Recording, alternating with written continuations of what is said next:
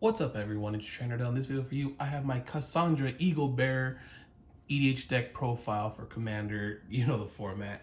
If you saw my video going to Frankensons, you know that I basically got this deck for free in a sense because I pulled the Enzio, that the textured foil, traded that in, bought cards for this deck. And also kind of before that went on TCG Player and got I should spend like 35 bucks or something like that for a lot of the core whatnot. But I had a bunch of stuff in my folder, in my binders and my extras that I kind of pieced together. So this is kind of like a budget starter off version of the deck that I'm playing. Got to test it out today at the card shop. It was pretty fun. Got a W. So yeah, let's get right into it. You know, Kassandra Eagle Bear along with the Spear of Leonidas can help bring out Phobos. That's the whole point of the deck. No, not really. It's more about legendary artifacts and just value overall. So Kassandra Eagle Bearer is a 1 red and a white. She's a Boros Babe, legendary creature, human, assassin, warrior with haste. And because she costs so low, it's so fun bringing her out early or even gaining advantage, letting her I guess die and bring her back. And we get to, when she enters the battlefield, we can search for our graveyard, hand, or library for a card named Spear of Leonidas, put into the battlefield, then shuffle. Whenever a creature you control with a legendary equipment attached to it deals combat damage to the player, draw a card. Yeah, got to do that a lot, especially with double strike. Oh my goodness. I was drawing cards left and right. So yeah, there's Kassandra. And she basically tutors or brings out the Spear of Leonidas right here, 2 and a red, but basically played for free. Whenever equipped creature attacks, choose 1 Bull Rush. It gains double strike. Until end of turn, summon, create Phobos. Revelation, discard 2 cards, and then draw 2 cards and only equip 2. So that's basically the game plan. Bring her out, get this out, hit people, draw cards. That's basically it. And the deck is very simple and basic and very inexpensive too. So there will be, the TCG player link down below. Definitely, if you want to help support this channel, click that link. Buy your cards if you like any of the cards you see here, or if you're going to build more cool stuff, definitely do that.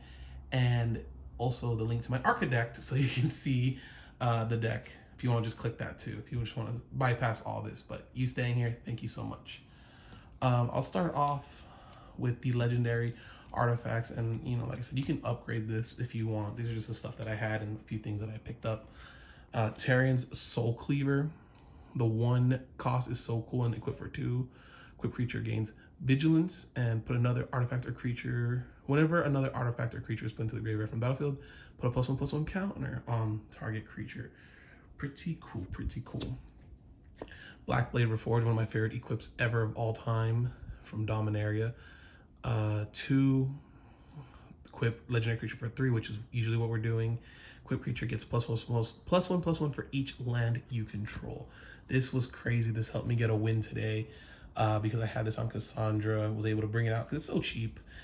And an opponent gave everyone, all their creatures, double strike. It was that 1 avatar.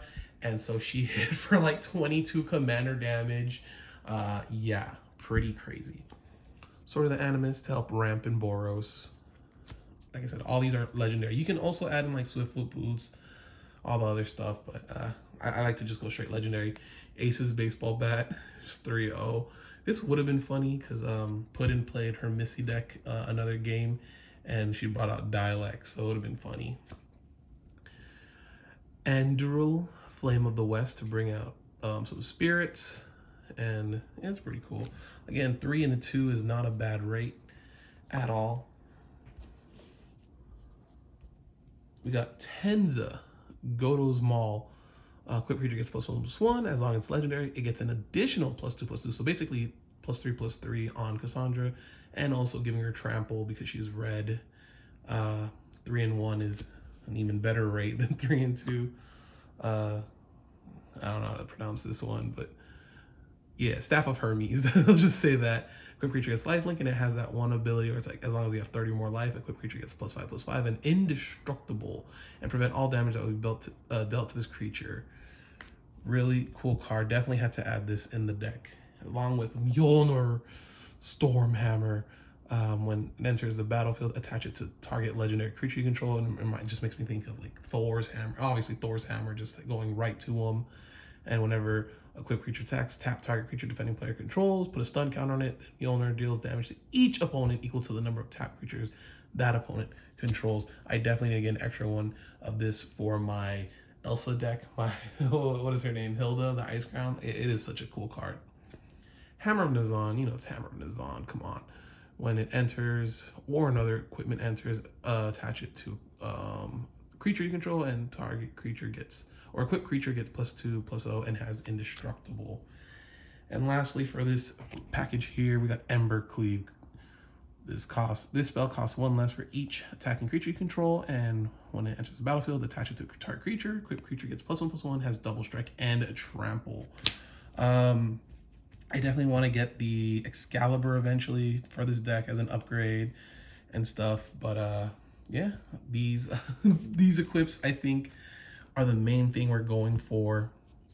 And now I'll just kind of quickly go through the rest of the deck, but that's mainly getting Kassandra and at least one of these, and then if you're able to equip some of these other value creatures with stuff and hit, you just draw more cards. Wylith draws you way more, and it can draw you way more, but I feel like a deck like this, you don't have to overindulge in the equipments, you know, we can have fun with other stuff. So yeah, we got Ezio, Brash Novice here, nothing too crazy. Pure Steel Paladin for the drawing and giving equipments 0, as long as we control 3 or more artifacts. The equip cost Bureau Headmaster to, you know, cheapen them too. Arbaz Mur,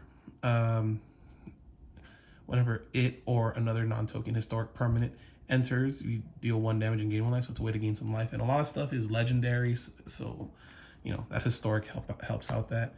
Jor Kadeen helps also draw a card. Adrestia can also help draw a card if we crew it with an assassin settlement. Blacksmith, this card saved me. It was so funny because, you know, I had I would have lost, but I needed a blocker because of the Kassandra. Was able to attack, drew into this, played it, drew, and then got like a removal spell. So just draws a card when it enters, and if you control an equipment. Akiri, again, another card that saved me. Whenever you attack with 1 or more equipped creatures, draw a card. Pretty cool. And then that unattached definitely came in through today.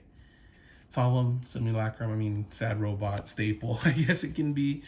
Not a lot of people I've seen been playing it, but especially when you're doing budget and just kind of brewing from stuff you have, Solemn is just an easy add. Layla Hassan, just get stuff back.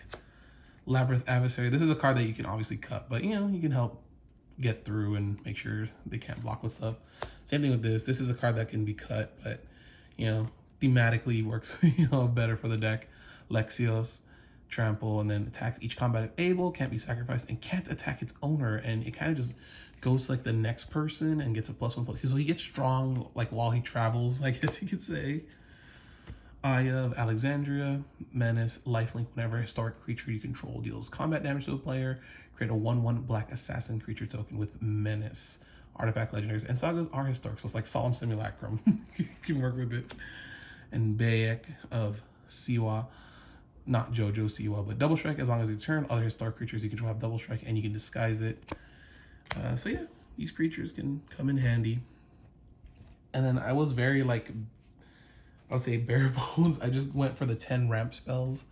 So we got Soul Ring, Wayfarer's Bauble, Arcane Signet, Boral Signet, Talisman Conviction, Marble Diamond, Fire Diamond, Mind Stone, Thought Vessel, and Commander Sphere. Very simple stuff, I think. I consider, what's that? Like tutoring draw. I know a lot of people don't, and you shouldn't, but I'm okay with it as long as I have other draw cards, and there was a lot of stuff to help me draw here. Our commander helps us draw cards. So there will be a few tutors in here, and yeah, we got enough. I feel like there's good card velocity in the deck, enough where I can count these tutors. So 10 cards in this package: Steel Shaper's Gift, Tome of Legends, Open the Armory, Tormenting Voice, Thrill of Possibility, Demand Answers, Cathartic Reunion, Thrilling Discovery, Fighter Class, and Smuggler Share, which came in kind of clutch as well, and so did Steel Shaper's Gift. For removal, I play like one more than I should, but I just couldn't help myself. So we got Path to Exile with this art, really cool. Swords to Plowshare, Dispatch, just the one, you know, the one drops. Disenchant, which you could probably cut and put in another value creature or something else to help, or even like another legendary artifact, but it's fine. Misthios Fury, again, just because Kassandra's on it, wanted to add this. Rip Apart, one of my favorite Boros cards. Chaos Warp with the Doctor, my favorite Doctor there.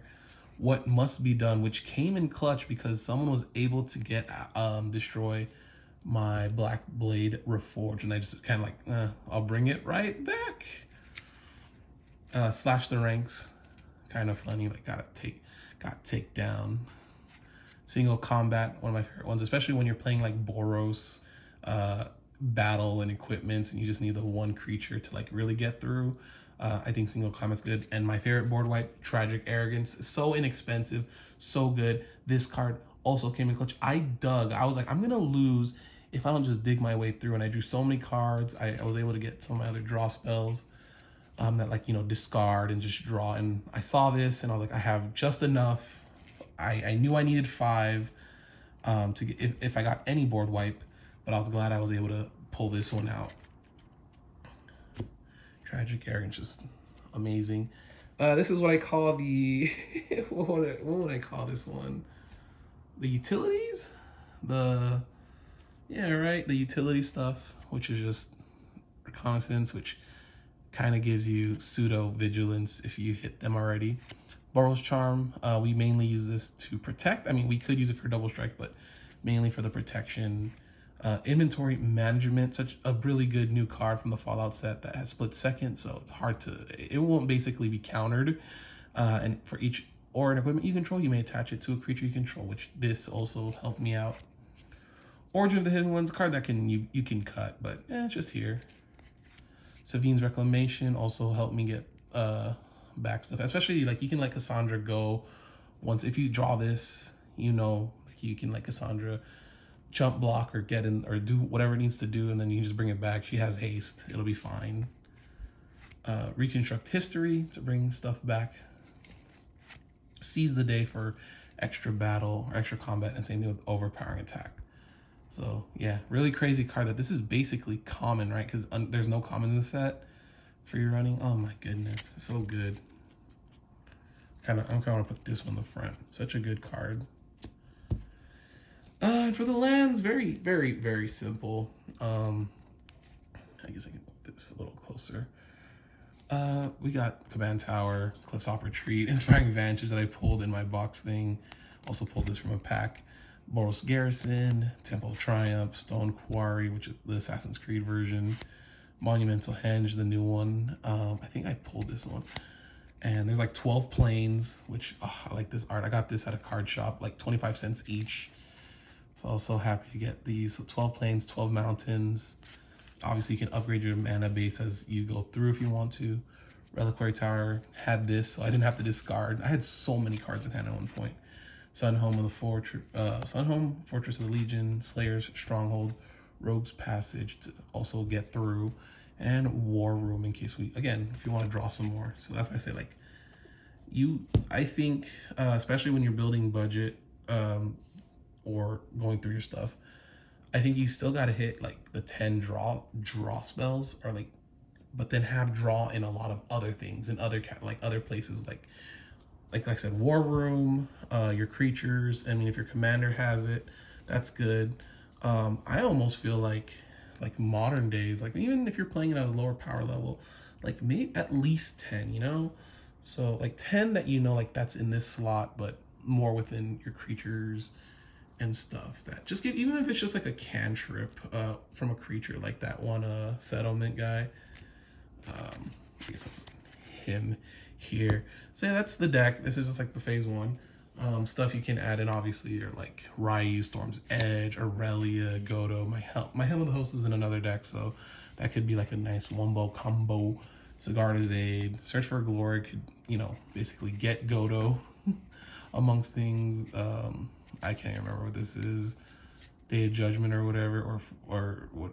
And Urza's Ruinous Blast, because we play a lot of historic stuff, so, or legendary. So that's cool. Or Vanquish the Horde, easy stuff. So you can obviously do an upgrade. I like it the way it is right now. Not as crazy expensive and everything. So yeah, let me know what you guys think down below in the comments. Don't forget to click those links. And thanks for watching. Peace.